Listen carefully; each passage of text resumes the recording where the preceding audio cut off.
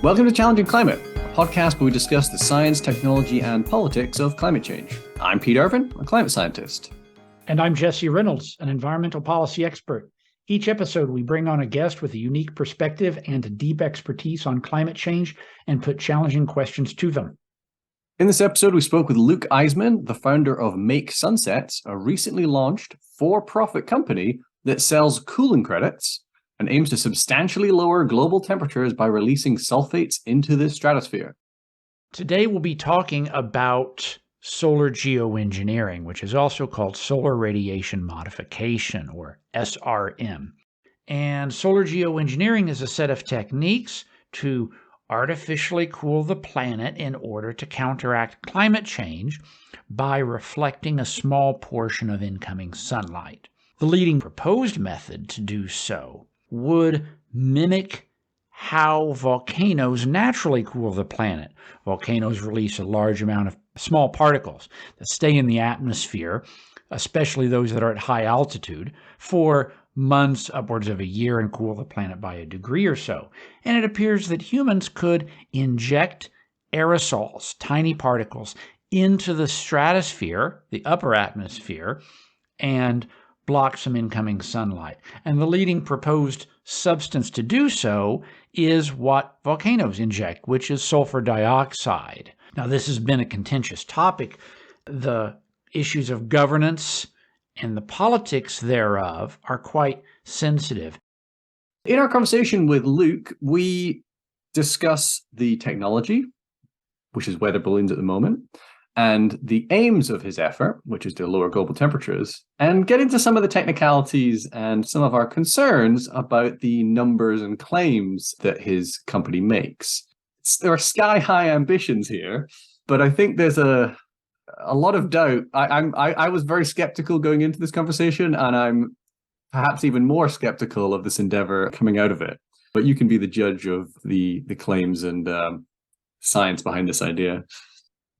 This has been one of the more interesting conversations that we've had on Challenging Climate. Your phrase regarding going in skeptical and coming out more skeptical was precisely what I planned to say. Make Sunsets, Luke's new startup company, has been getting significant attention among some specialist media for his claim that he is selling cooling by launching balloons that contain a small amount of sulfur dioxide, balloons which may or may not reach the stratosphere. You can get a sense of the approach of our guest, Luke Iseman, in a blog post that he wrote back in April called Geoengineering Now. He writes, "Unless we modify the stratosphere, Earth will be uninhabitable for most people and many species by 2050. We need to start geoengineering now, and we need to be even more cavalier than we've been with modifying the atmosphere." Presumably, with modifying the atmosphere, he's referring to the release of greenhouse gases. Luke's clearly very passionate, and he's got, coming from the startup world, he's got world-changing ambitions. And I think his heart, in some sense, is in the right place. He strongly believes that climate change is getting on towards existential crisis, and he believes that solar geoengineering is the only way to limit warming to 1.5 to 2 Celsius. A belief that I don't fully hold, but my views are fairly close to that. But I guess my view is it's not the number of grams of sulfur in the stratosphere that's a key determinant for whether we'll get solar geoengineering done. It's to what extent there's the trust and confidence that it's a good idea. So yeah, I'm concerned that Luke and this company, Make Sunsets, are going to get some grams of sulfur in the stratosphere, but are going to subtract from the trust and confidence that people should have in solar geoengineering. It might be 1 step forward and 2 steps back. You can be the judge of that. Have a listen to our conversation and see what you think. So we bring you Luke Iseman.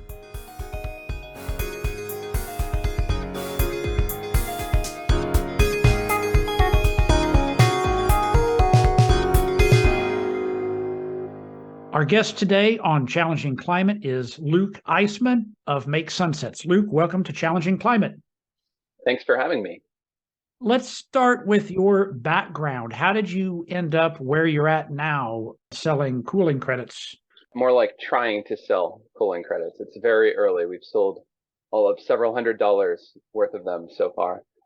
I've started a couple different companies, mainly in the hardware space, and for a while worked at Y Combinator as director of hardware there and helped grow their support for hardware companies from, a company every batch or two in the hardware space to we peaked at like 20% plus of the companies in batch were doing hardware, and it wasn't little trinkets. It was ambitious projects like supersonic aircraft and 3D printed rocket engines. So I definitely learned more from the entrepreneurs I worked with there than vice versa. And basically, after a couple different startups, was trying to figure out what to do next. And the closer I looked at clean tech broadly, frankly, the more depressed I got. There's tons of things that, in my estimation, look great on a 50 to 250 year time scale. But in terms of things really addressing the urgency of our situation, the only thing that I've found is solar radiation management. And appropriately, the way that I found that was by reading the most recent book by your kickoff guest for this podcast. I read Neil Stephenson's Termination Shock, and there's probably a 20-syllable German word for that feeling when you are listening to or reading something and know that it's going to be a rabbit hole that you have to dive down. So whatever that word is, that's what I experienced as I read Termination Shock. And for the listeners who are unfamiliar, Y Combinator is a Bay Area incubator, I believe. Yeah, incubator, accelerator. Basically, they're often the first funding into a variety of different startups. And yeah, I learned a lot there. So your current project, the one that brings you onto challenging climate, is Make Sunsets. What's the objective of this project? I want to create, in the next 20 or so years of my life, I want to create as much cooling as I safely can, and I want to do it as quickly as possible. I think that there are a million different ways we might do that. I, for what it's worth, agree with at least how I understand Professor David Keith and others' evaluation of much better ways to do this. It would be great if we had international consensus. It would be great if international law had more teeth and the UN could do this for all of us. However, in reality, we have a land war in Europe, and I would posit that every day we don't at least do research deployments for things like stratospheric aerosol injection. That directly translates to people needlessly dying and species going extinct. So we'll get into some of the governance, regulation, and politics here in a bit. Let's start by focusing in on the nitty-gritty, if you will. How does Make Sunsets work, both technically? Maybe we can start technically and then move over to the finances of it. What are you doing physically? Sure. So I read, I think, one of your papers compared a bunch of different deployment technologies, talked to a bunch of people working in this field, including some physicists who stressed to me that mirrors at the Lagrange point, or LCDs that we could turn on and off at the Lagrange point in space, would be technically the optimal way to do this. You all are the experts here, so I kind of took a different approach. I read through all these different approaches and then looked at what I might actually be able to click buy now on. And the only one that fell even vaguely into that category was ordering some large latex balloons on Amazon and buying some agricultural amendment ground sulfur also on Amazon. Literally everything I used for the first prototype was from Amazon and cost well under $500. There was little to no scientific merit to it. There was no telemetry, so technically I can't prove that it deployed in the stratosphere. However, back well before I started this as a company, when this was in science project / can I do this territory, I deployed 2 balloons full of helium, a bit of sulfur dioxide gas, and zip tied shut, deployed them by literally letting them go, and guesstimate they burst around 30 kilometers. Basically, I wanted to, with startup stuff, we call it an MVP, minimum viable product. I wanted to err on the side of doing too little and spending too little, especially when it was just me funding this and I wasn't sure there would be a business to be built. My next flights, which I hope to have 3 flights in this month, in January 2023, they'll include telemetry. If, and this is a big if, we're able to recover the balloons, they'll also include video and other details from the flight computer. At the very least, they'll include telemetry that we can do remotely to see that they get up to at least 18 kilometers. It's by design as simple technically as I can think to make it. I only want to introduce complexity in response to future customer demand. So the balloon contains helium and some sulfur dioxide gas, correct? That's correct. And about how much sulfur dioxide does each balloon contain? Well under 10 grams of sulfur dioxide each. It was more difficult to generate a meaningful quantity of gas by just lighting sulfur on fire than I anticipated. And then on the financial side, how do you see the business model? How do you see dollars translating to sulfur dioxide in the stratosphere? Right now, we're selling cooling credits for $10 per credit. That translates to a commitment by us to deploy at least 1 gram of sulfur dioxide to an altitude of 20 kilometers. In reality, there's a lot of uncertainty around basically everything with atmospheric science. We intend to deploy materially more than that per cooling credit purchased. And I think that we've properly caveated on our website that, there's a lot of uncertainty here. This is roughly based on our understanding of consensus in the science, what we think the impact of this is. How big is this endeavor? How many employees? Are there any employees besides yourself? What's your budget? How much money have you raised? We've raised about $750,000. It's myself and a co-founder named Andrew, and that's it. He's focused on sales, and I'm focused on everything else. Great. So I'd like to dig a little bit more into the cooling credits and what you're selling. On your website, it says, by purchasing a cooling credit, your funds will be used to release at least 1 gram of our clouds, sulfur dioxide, into the stratosphere on your behalf, offsetting the warming effect of 1 ton of carbon dioxide for 1 year. Yeah, can you explain that offset of 1 ton of CO2 for 1 year? Because normal carbon credits are offsetting 1 ton of carbon dioxide forever. So can you explain the difference there? Please correct me if I'm wrong. I don't believe that all normal carbon credits in the voluntary market are offsetting 1 ton forever.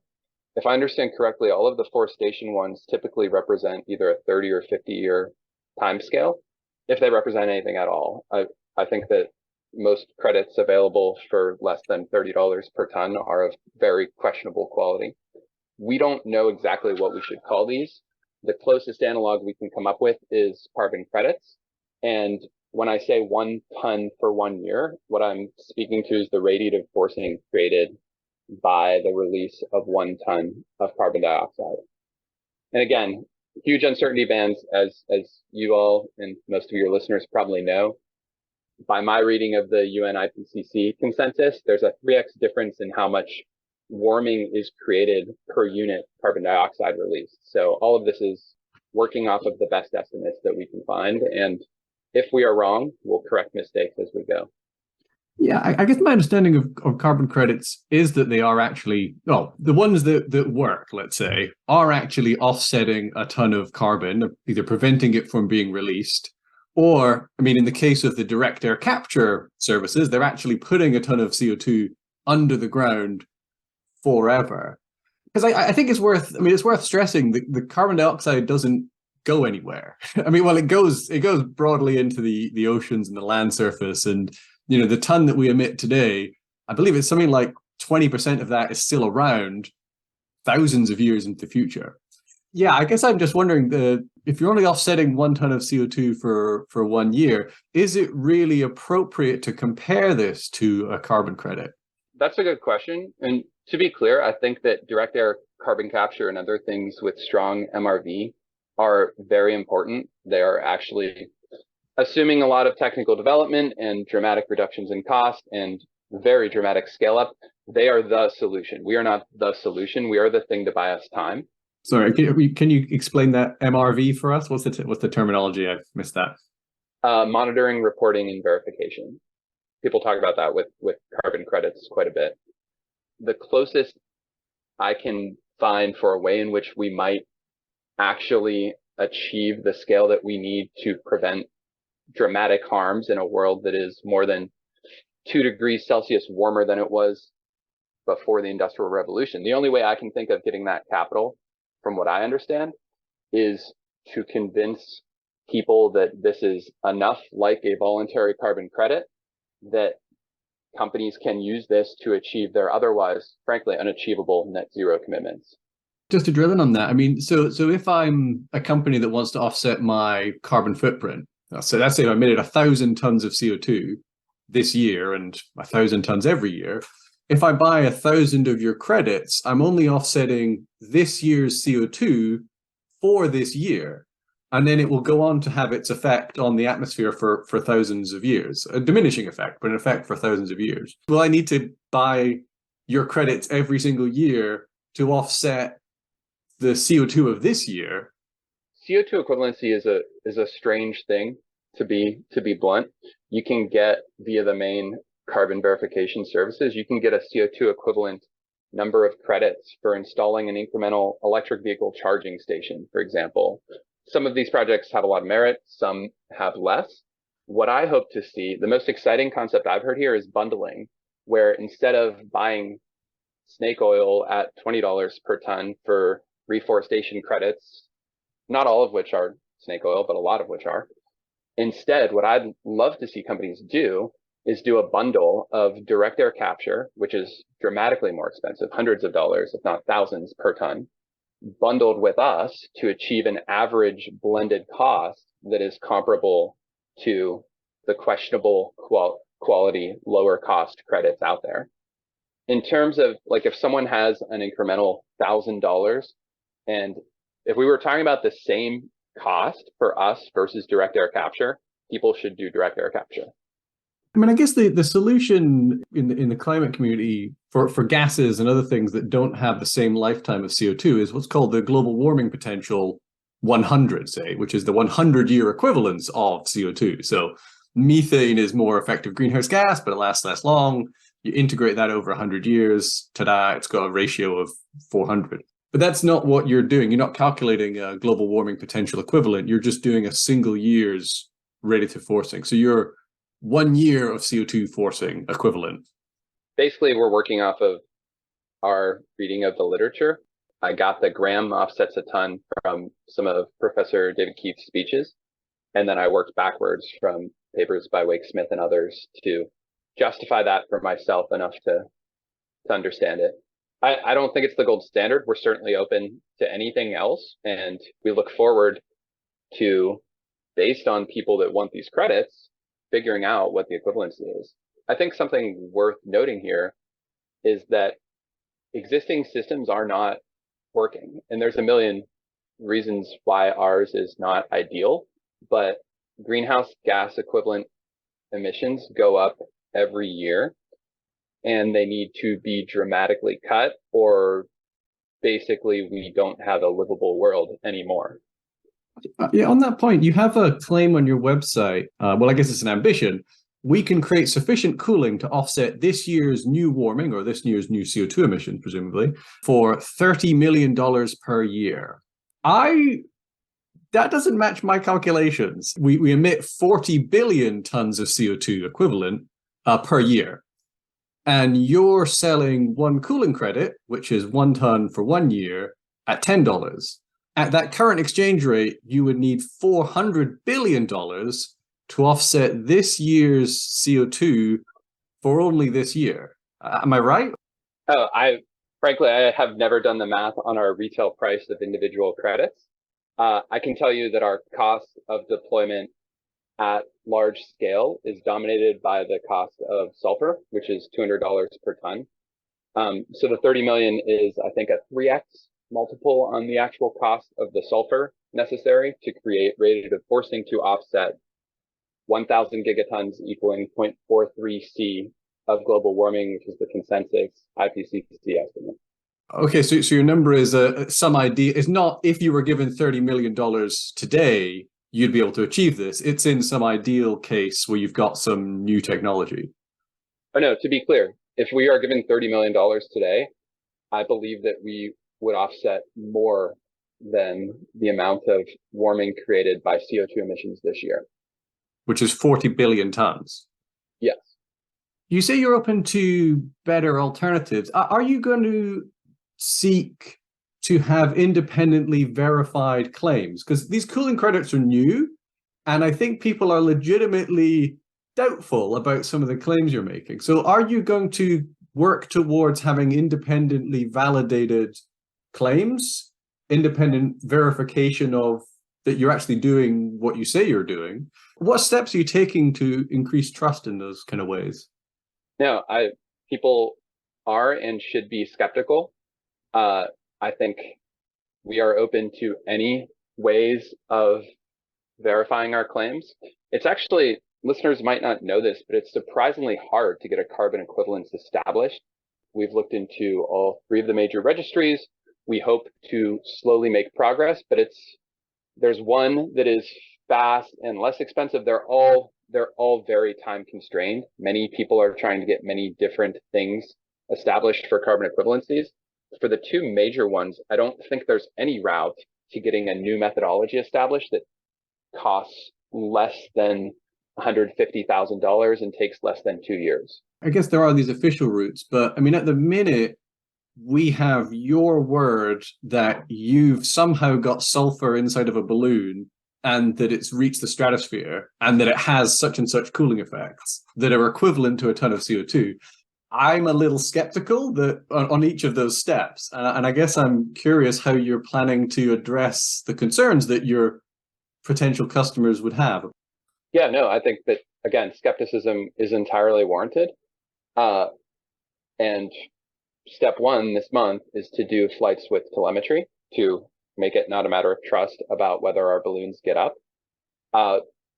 Again, we're open to suggestions. A lot of this is kind of new territory. Like when you think about MRV in this case, if you can show direct evidence with video of your sulfur dioxide being deployed, and then at larger scale, hopefully, and we have not figured this out yet, but my hope is that at large enough scale, we'll be able to detect, as we do with volcanoes, the release and at least document the release, and that it is moving in a way similar to how other sulfur dioxide emissions have moved via satellite at a large enough scale. So I think hopefully that will prevent us from having to fly, 50 to 100 kilograms of optical analysis equipment on each flight. Yeah, so I'm pretty confident that, with some telemetry, will be, your customers will have confidence that the balloon that you launched reached the stratosphere and some video to go with it. What I'm a bit more skeptical of, and I'm not quite sure how you're going to be able to test it, is did the sulfur that you claim to have got in the balloon get in the balloon? And did that get to the stratosphere? Do you have any ideas or approaches for measuring whether it's in the balloon, whether it gets to the stratosphere? Yeah, I think that at scale, this becomes easier when we can do large enough deployments that we're using, weather balloons and balloons are not the solution necessarily at scale. So the question is a lot different if we're releasing a ton of sulfur dioxide than if we're releasing a gram, right? At a large enough emission, I believe using existing cube satellites, you can detect the release of these particles and confirm the altitude and type.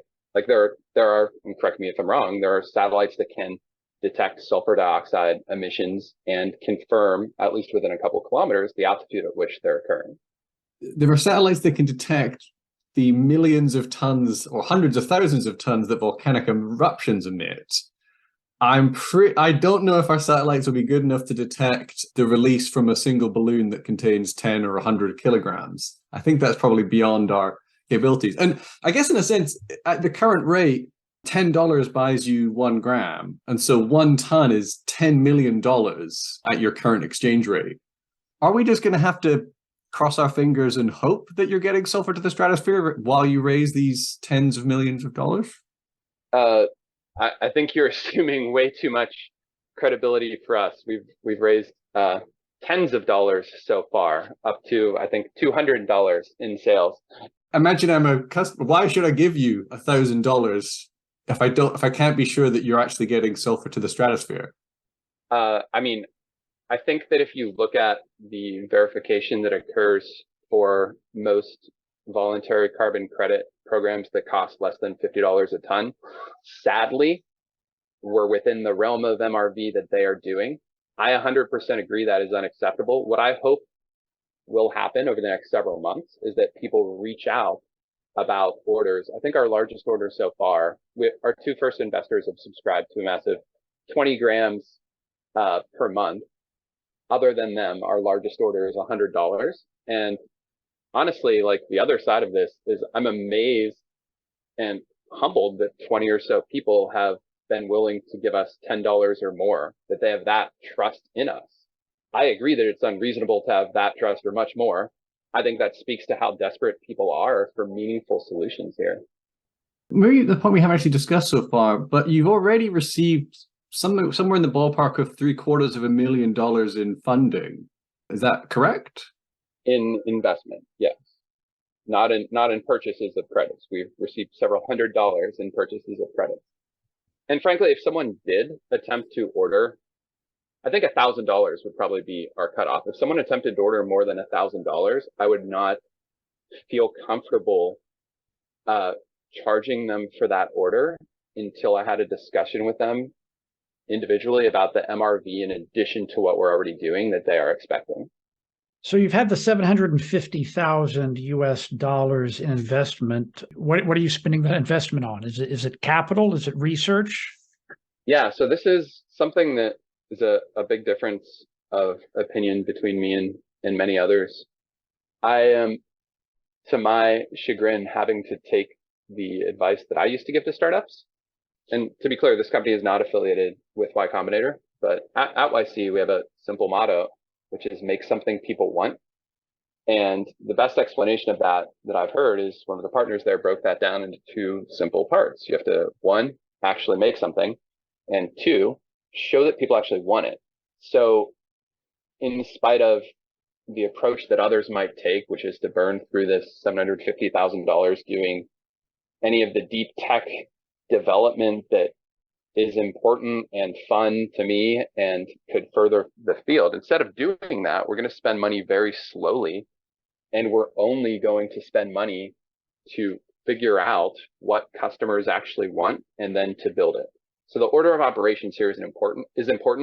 And I understand that feels weird to have a $10 cooling credit of frankly unclear quality offered, but having that as the first step in being market driven rather than, if the answer to this was to have a prestigious, brilliant professor raise $20 million and then have a public discussion to solve the problem, I wouldn't need to start this company. That approach does not appear to have worked yet. So kind of I'm scratching my head and trying to think of, again, at a very extremely different approach, how I might impact this field.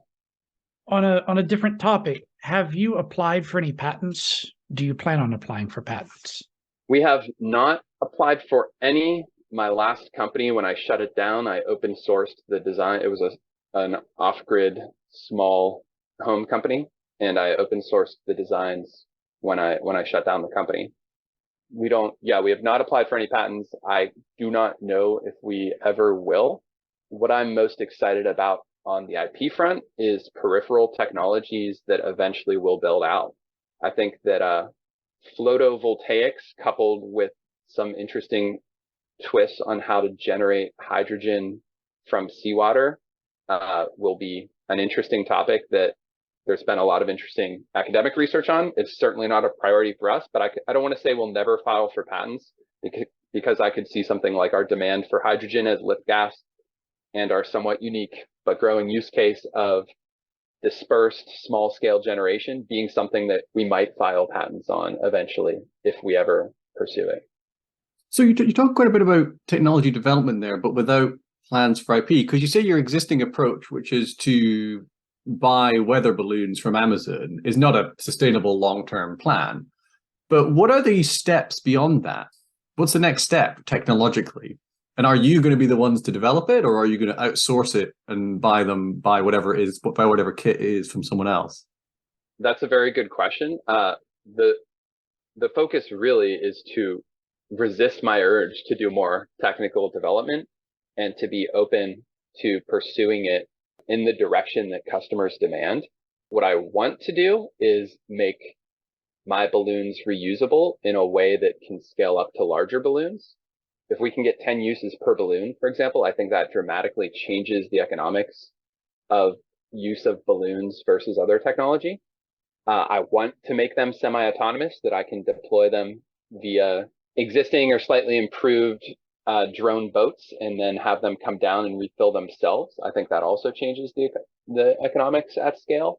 And I want to switch to bigger balloons, but I'm keeping myself from doing any of this because, frankly, I think what is more likely than that we scale up balloons is that at some point a nation state approaches you or us, more likely you, and says, we're ready to do meaningful deployments.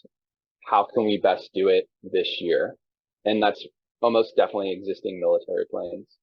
The first step there are reusable stratospheric balloons. Does anyone reuse stratospheric balloons today? One of the first things I did as I became obsessed with balloons was talk to anyone that I could find who had worked on Google's Project Loon, which went out of business. The former employee's take on it was that it was profitable, but not profitable enough for Google's standards. And they broke all the stratospheric ballooning records, as far as I can tell. They kept balloons in the stratosphere for hundreds of days at a time, did launches all over the world, and were flying coordinated clusters of them to maintain high-speed connectivity. Basically, my estimation of what I'm doing is simpler than what they did in pretty much every way. I don't believe they ever successfully relaunched, and this is kind of a weird point, and this is definitely not something that we have done yet. But my hope, and this at least vaguely has passed sanity check with some balloonists, my hope is to launch once, land never, by which I mean have a tethered ballast that is buoyant in seawater at the base of the balloon, extending some length, call it 50 meters down below, that will serve as a refill point. And when I release gas at altitude, release some but not all of it, such that the balloon remains buoyant in air, but the ballast exceeds the buoyancy amount and will float on water. That is admittedly nowhere near what we have built yet. I'm going to jump over to a different topic, and that's one of geography. Why did you go to Mexico to launch your balloons that have been launched and implicitly the balloons you plan on launching? I am shifting to being based here. I purchased land in Baja over a year before even thinking about geoengineering. Additionally, my understanding of the science is that for optimum particle residency time, you want to launch in or near the tropics. And to one of my early points, I'm focused on creating, even at this test scale, as much cooling as quickly as I responsibly can. Have you looked into any applicable regulation of your activities? Yeah, from my reading of it, there is basically unmanned free-floating balloons, UFBs, are the, if any listeners have ever sailed, they're the swimmers of the sky, by which I mean that they are the highest class because they're the least capable of getting out of the way of other things. If I understand correctly, and if the balloonists that I've talked to understand correctly, you basically issue a notice to airmen about your launch and get, you stay away from major population centers, etc. There's hobbyist guides to the steps required, and we meet or exceed those. In terms of the emission of sulfur dioxide, as others have commented, this is produced in dramatically greater quantity than what I'm producing via airplanes, and they're doing it at a lower altitude, which, correct me if I'm wrong, but all else equal, sulfur dioxide released at 20 kilometers altitude versus 5 kilometers altitude, same quantity at 5 kilometers is far more likely to produce acid rain and other harms to human health. On the topic of regulation, do you believe that if your activities were having a significant impact on the climate, that national regulators would allow you to continue? My honest answer, I don't know. what I hope is that many people are starting to realize that our world is essentially on fire, and we don't have the time to try and achieve an international consensus in our current world before starting deployment of these things. There are a substantial number of island nations whose very existence is threatened by rising sea levels. And I don't need permission from everyone in the world to do this. I hope, and it's a long shot, but I hope that before we run out of money, or in some future incarnation of this, one or more island states decide that in fact their situation is so desperate that they will allow us to launch from their space with their blessing. And ideally, like, my dream is that the Coca-Colas of the world pay for this technology via their net zero commitments, and I'm able to create an economic engine for threatened island nations by serving as paid launch sites.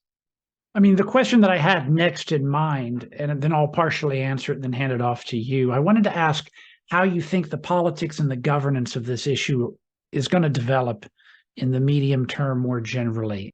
If I understand your previous statement correctly, you don't really envision make sunsets using balloon technology having a significant measurable impact on the global climate, but you do envision this as something that will lead to different technologies and different actors doing or at least approving the stratospheric aerosol injection activities. Is that a correct reading? Or pretty close. I expect to do this via make sunsets. Like, the deal with startups is high consequence, low probability.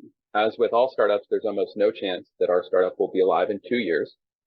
However, if we succeed, giant ifs, super low probability that we actually do, I expect to build a very large and very valuable company around this. Philosophically, would I rather that, some international consensus solve this problem? Absolutely. I think that is a better world. I think the power of capitalism is far too great, philosophically.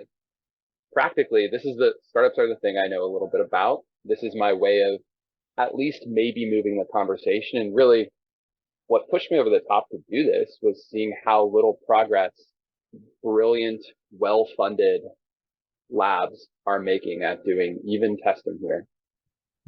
So could you lay out your vision then on the way there? Today, you're doing some very, very small scale stuff with existing weather balloons, some form of technology development or something. Like, how do you go from where we are today, both in a technological sense, but in a business sense? How do you envision this company, this project developing over the next 10, 20 years? That's a very good question. What I hope to achieve this year is to get one or more of the visionary companies that have funded ambitious carbon dioxide removal, ocean plastic removal, and other ambitious forefront projects. I hope to get one or more of them to make a meaningful forward purchase agreement with us for cooling credits. I expect that to have 20 pages of caveats about the MRV that they need us to build before they will make that investment, or before they will release all of it. My limited understanding of these forward purchase agreements is that they often have, because they're funding CDR, they're often at rather large cost per ton.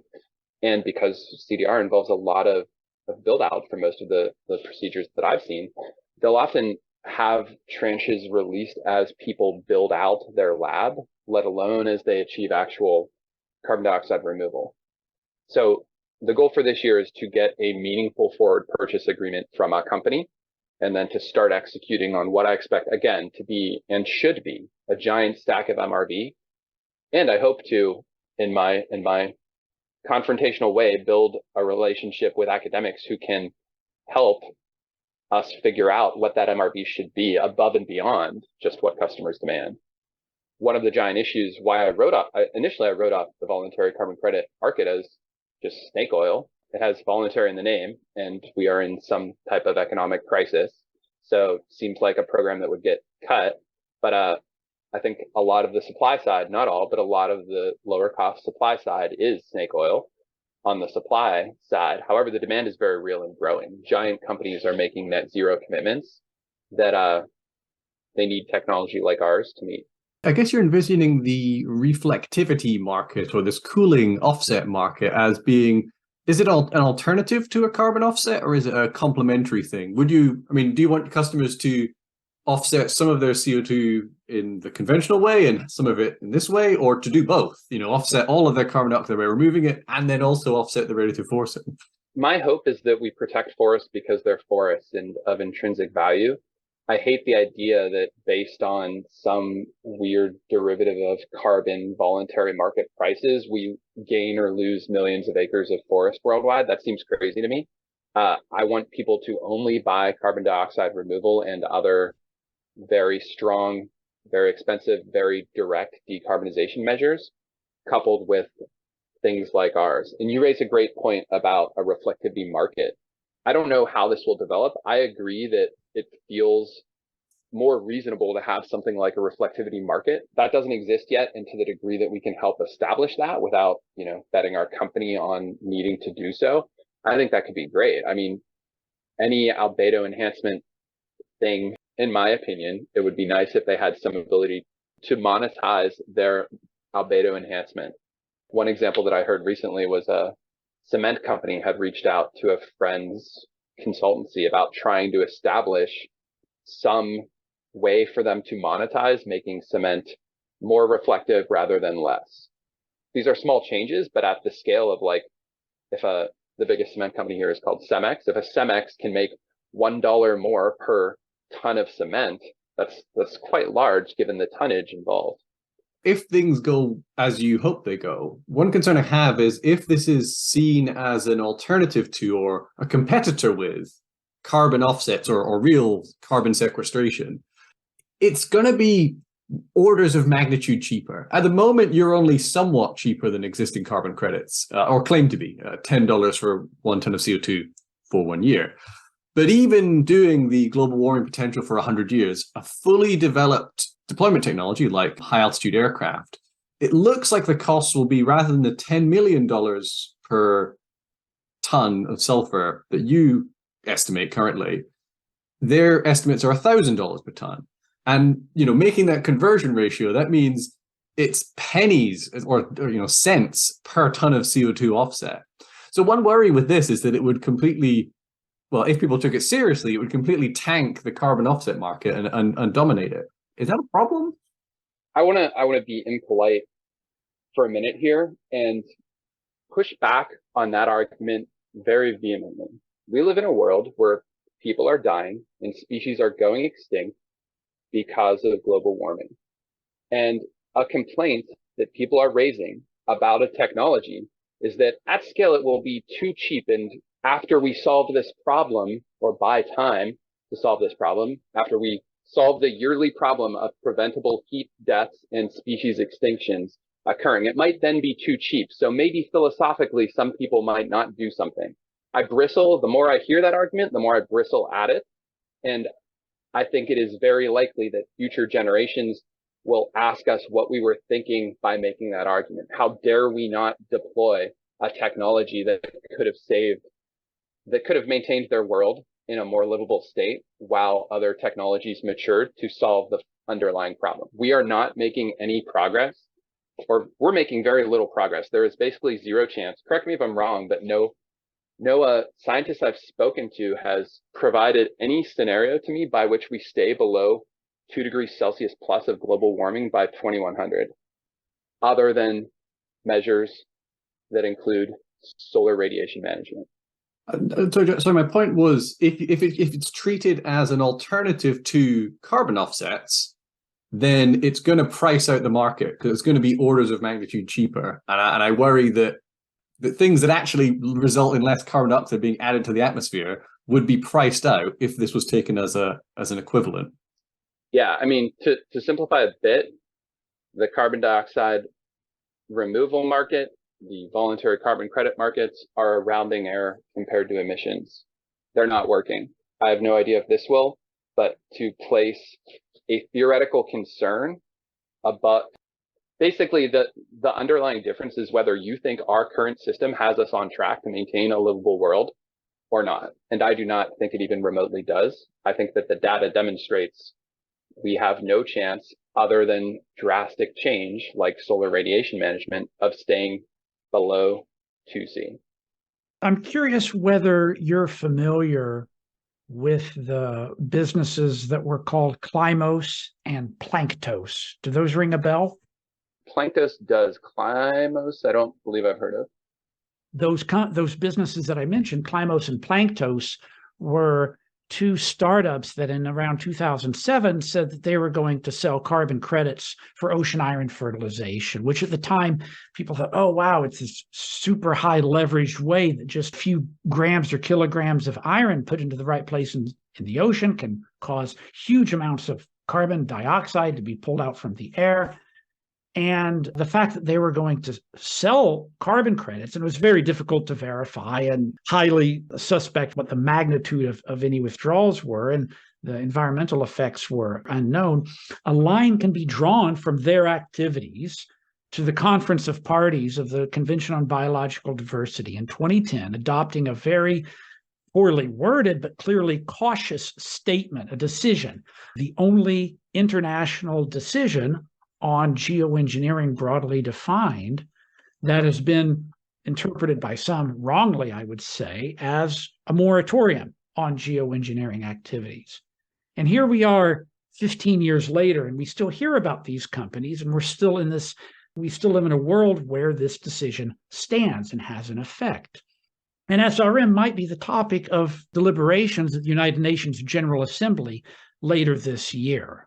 One could imagine a line going from your activities to playing a role at the United Nations General Assembly. Your operation fits the critics' vision of the private benefit to a T, right? Silicon Valley startup, well-funded, profit-driven, questionable numbers, not transparent activities. You're selling your cooling credits out on the market in a way that, as Pete talked about, could compete with mitigation and push out even the legitimate offsets and even the legitimate emissions cut. You did your activities in a developing country, despite being from the United States, which plays into this vision of SRM as some sort of inevitably colonialist activity.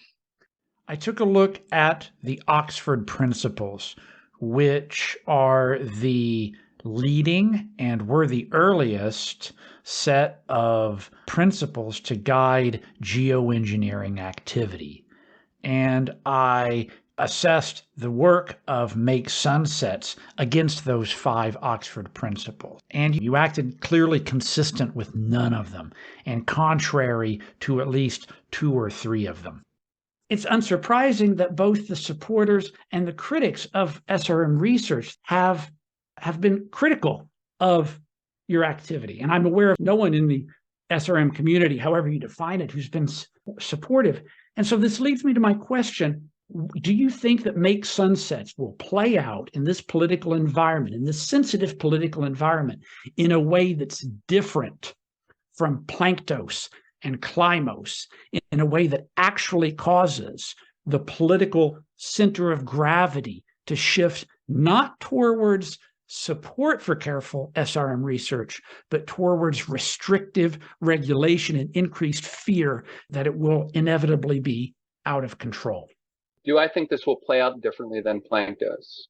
Yes. And I would not be doing this if I thought it would just be a recurrence of Russ George's experiments. As you acknowledged, the science was quite unsound fundamentally behind Planktos. While there are questions about how we should deploy for optimum effect, I think you would both agree that the science is sound, that putting sulfur dioxide into the stratosphere creates radiative forcing in the opposite direction of putting CO2 in the atmosphere. I would also include that we're not in the same world we were with Planktos. Missing from this conversation, as people caution me about how I'm about to create a magical UN ban, is that Australia is doing a far more questionable thing at scale over the Great Barrier Reefs.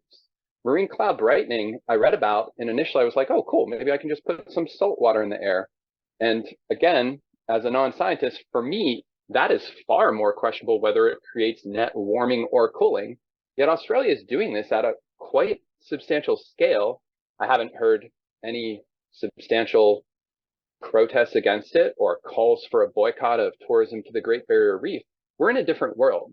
We're not in the world we were with Russ George, and this is not oceanine fertilization. So the world is different. The science is sounder, and we have this resonating, important, under-acknowledged marine cloud brightening work, not experimentation, work occurring in Australia. I'd also say that there's a really important and dominant vision for SRM, and that is that we do nothing, because it's hard and difficult to acknowledge that we have the ability to do this, and people don't want to talk about maybe we have a moral obligation to do this, regardless of the existing world being broken in many ways. And that's what's occurring. If I had to rank those outcomes, 3 visions for SRM: private benefit, public goods vision, and doing nothing. In terms of desirability, the most desirable by far to me is a public good vision, by far. Dramatically less desirable. An order of magnitude less desirable is a private effort. An order of magnitude less desirable than that is to do nothing.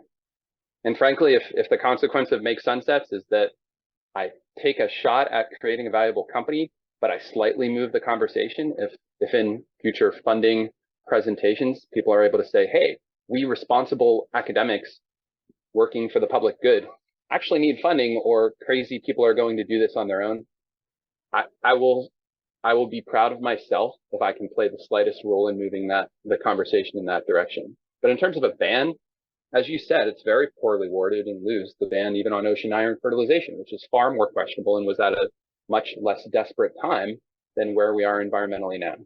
It seems that you recognize the political sensitivity and you recognize that the most desirable outcome, you're skeptical about whether it could happen due to simply, the politics and the funding and so forth, and that we've been at a steady state of activities for 10 years. But if that is indeed the case, then aren't there modest changes that you could have made, things you could have done differently, things you could still do differently that would cause your undertaking to be less likely to play out like Planck Dose and Russ George and the CBD decision? Things such as not being a for-profit and incorporating as a nonprofit organization. Why not spend a year getting to know people and the issues? My understanding, by listening to your other podcast that you did on Reviewer 2 Does Geoengineering, is that you read Termination Shock in February of 2022, and in April you launched 2 balloons. Now, I understand that you see climate change as such a serious issue and it's time sensitive, and I'm sympathetic with that view. But there's a pro and a con to going fast. Couldn't you have spent a year doing further research and conversations with those who hold diverse views and diverse positions and get a sense of the political landscape? Couldn't you agree to have independent assessment of your results? I see what you're getting at around, moving fast and breaking things, but maybe wouldn't it have been better to move a touch less fast?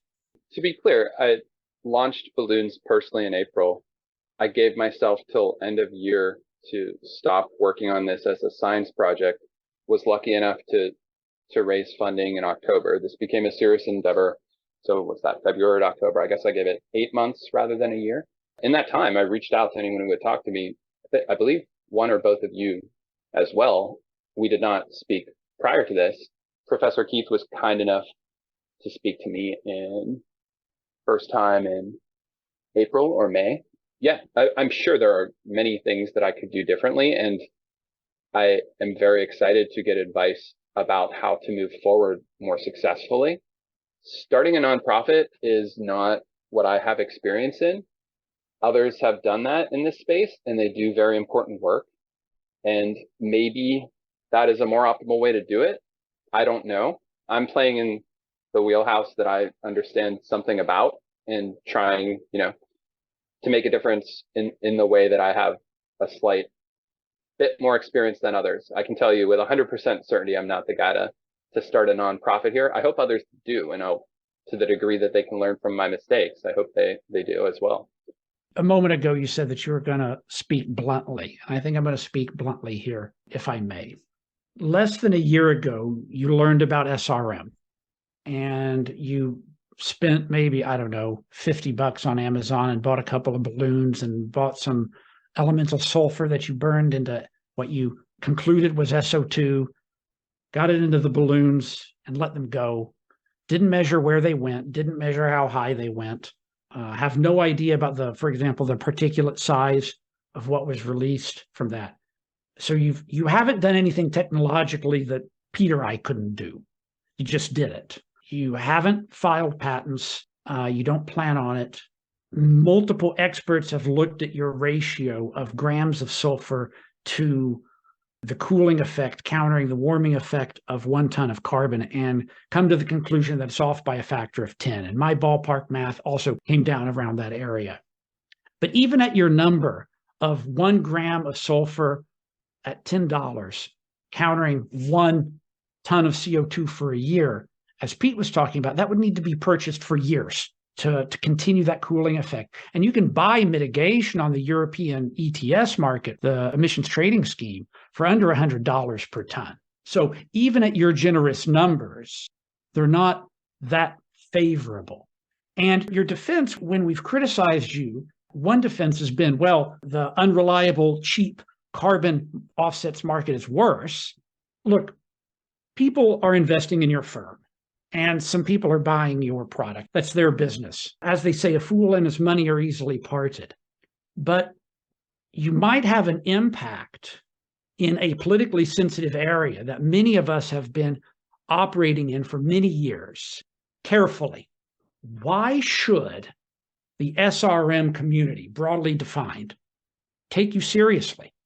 If the SRM community, broadly defined, thinks that what they are doing is working, then they shouldn't. I mean, it's that simple, right? Like, if everything was fine, this is disruptive, positively or negatively, depending on your perspective. And if it was working, then Godspeed to you all. I would argue that harms are occurring that we could prevent, so we should try. Do you think you might make the situation worse? There was no experimentation materially occurring, and it's been 12 years since ScopeX got postponed for instrumentation only flights. So I'm certainly not going to result in less sulfur dioxide being injected into the stratosphere this year than last. And I think it is it's hubris to think that I might slightly move the needle on global warming, and it would be extreme hubris to think that I might ruin everything for everyone with my small attempt to make a difference. The history of innovation has not played out that way in my understanding of it. And, if people feel differently, I hope they reach out, and I'm open to being convinced of different approaches. As we get data over time, if I decide based on information over time, and I'm open to being convinced of this, that this is doing more harm than good, I can shut this down earlier rather than later. We like that on a positive note. So if things go well and things develop as you hope they do, in a year's time from now, how have things developed? Man, a dream scenario is that instead of the next COP being a bunch of people blabbing and no action being taken, at the next COP, we could do a mass release of sulfur dioxide responsibly, and we could offset the carbon emissions. We, as in many, many, many collaborators, we could offset the warming created by new carbon emissions for that year. And it would cost well over $20 million. $30 million is probably still conservative, but that is an uplifting scenario to me. It's scary to think about doing that much, but desperate times call for extreme measures, in my opinion. Okay. Well, thanks for joining us, Luke. Thanks for having me.